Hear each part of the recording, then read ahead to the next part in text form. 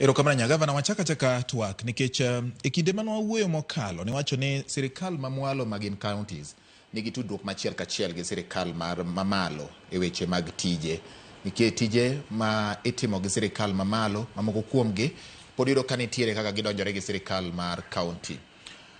Nyaka kama intiere gi sani bende support kata sir ma uyudo kowuok e sirikal mamalo osebedo moromo manyalo miyo lokruok onen mayot e sirikande mag counties. Erokamano Bati, en adieri ni katiba masani mane wakadhe 2010 ne oketo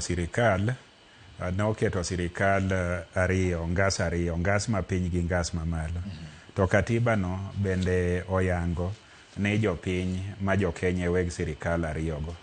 Omiyo sirikal mapiny gi mamalo moro ka moro nitie gi amal mowinjo chop ne jopiny, keyo mowinjo chop ne jopiny. Kidhi kama iluongo ni fourth schedule nitiere gima sirikal mapiny timo gin tije 14 ma sirikal mamalo timo gin tije 35.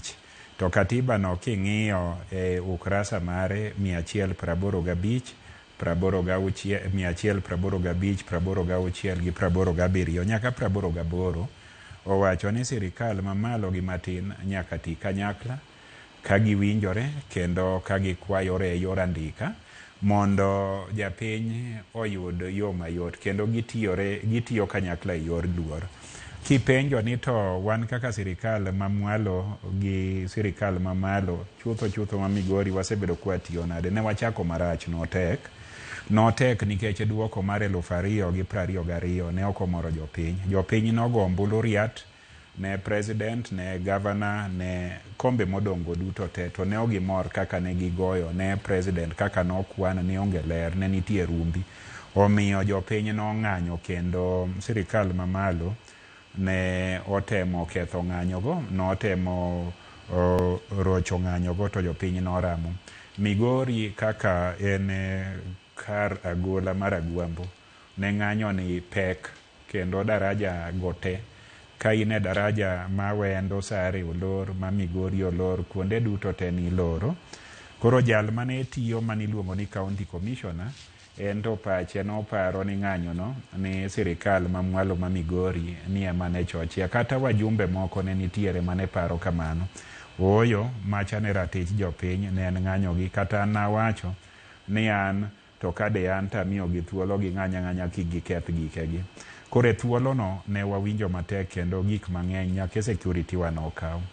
Gikone ka koro mbaka nochako biro ma yawuoyi matindo rawere masani miluongo ni Gen Zs ne koro nigi mirima kabisa, mane gimonjo bunge wa kendo ne giramo ni nyaka gichope state out ma githich president oko. Ka Raila Amolo Odinga nochogo gi okone piny ok lok ka onge bunge, nikech kuloke ma onge bunge to pinje te molony nigi bunge. Kudhi uthicho president to nyiso ni ng'ama uketo donjo kanyo moko go ne ombulu tirite gi jolweny manorach. Aeto winjruok matin nochako bede ma president masani no oyie ni Raila Amolo Odinga ma jatendwa nyalo hole jolony moko mondo konye tayo tich. Koro ka nochakore kanyo to winjruok ochako bedo maber.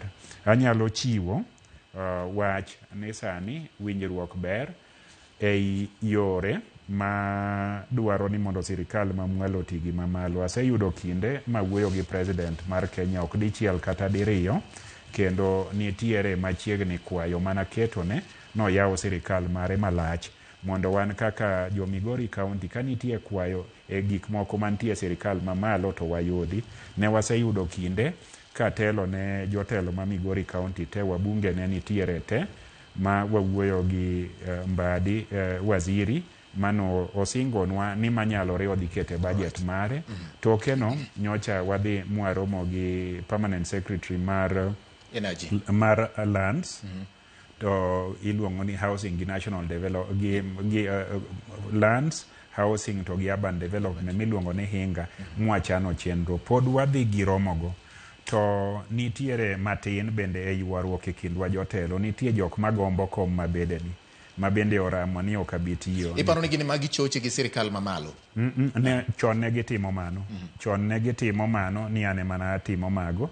kendo nang'eyo ni gitimo. To kinde ni sirikal mamalo onge ywaruok gi kaunti, weche go bende koro onge. To gima timore e kinda gi jotelo mamoko ma ok dwar ni mondo koma ni onyuol olemo, nikech gineno ka 2032 ka ginyalo wacho wachgi. Koduong bura midwa gomba kamar jo Migori County gi gimitimogo, nitiere mosetamore biro, ok diriyo kata dichiel. Kane wadhi ma waromo gi president Kisumo, to nitiere mawegi man tok romono kanochiki ni walos gigi wanotamore biro. Aneno gi mane social media ka giwacho ni gavana ma Migori ni Kizungu tamo wacho yawa mwatiyogo kane ma Kizungu na ler skunda beler, koro ne okwatimo mano. But gima wacho ni mondo mbaka wa e kindwa gi national government obed maber, jotelo nyaka nyuak tich. Ka dhi kwayo ne jo Migori County, kata gin Uriri, kata gin Suna, kata gin Awendo, mago jo Migori County, ka gidhi kwayo margi bende ajiwo. Eka wadhi dwar, ing'eni kudhi dwar to igo dwar, igo pedho ne jite. Lemo duogo kata jok moko dhi dwar, duogo le kata duogo ring'o moromo jite. Koro gima oseng'uko matin ni chon ne okwaywa kanyakla, neno ka achiel ariyo adek nitiere makoro oseyie ni dwarno en gima ber nikech okonyo jite. Omiyo duoko mana gima ni wacho cha, aneno kodhi dhi maber. To nitiere pod ng'ikruok adek. Ang' ni wachi